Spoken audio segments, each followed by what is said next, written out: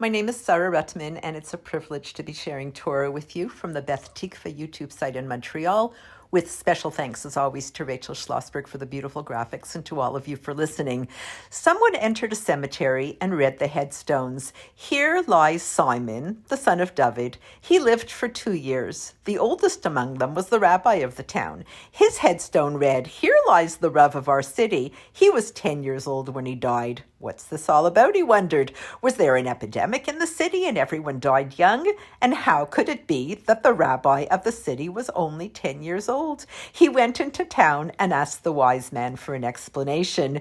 They told him, "In this city, we don't write how old a person was when he died. We write the number of years he lived. We add up the hours he spent living, and that's what we write on the headstone." Vaetchanan el Hashem. Moshe prayed to Hashem, "Please let me cross and see the good land that is on the other side of the Jordan." But Hashem said, "Do not continue to speak to me further about this matter." So what do you do when you've lost the privilege of doing the one thing that you desperately wanted to do? Moshe asked himself, what can I still do today?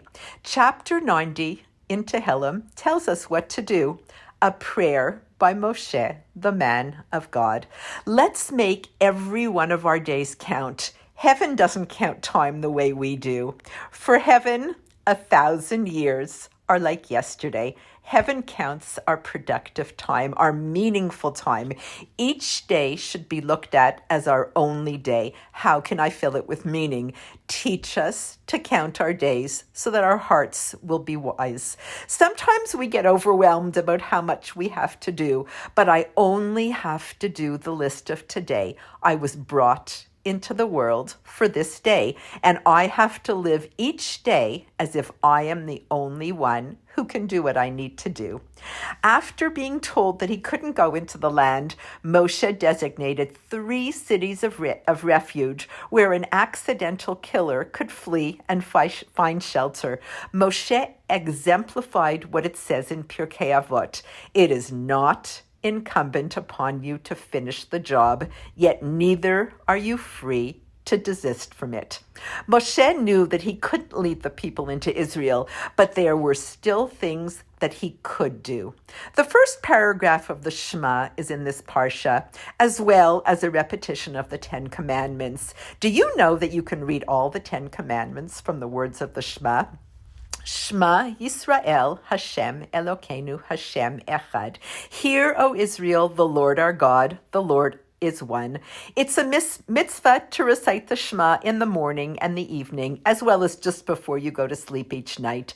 Jews have recited it at moments when they face death, making the timeless words of the Shema the last they ever said.